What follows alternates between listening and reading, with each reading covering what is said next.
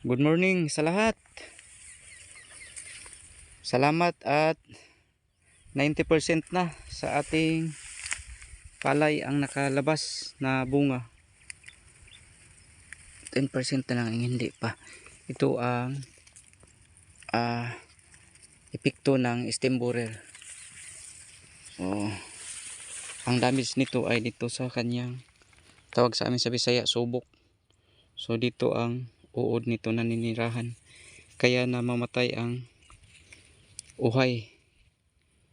So subukan nating tingnan ang kanyang katawan.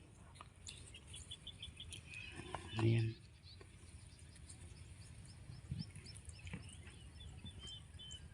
Ayan.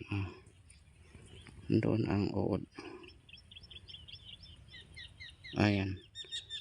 So yan ang stem borer na pumapatay sa stem ng ating palay, kaya namamatay.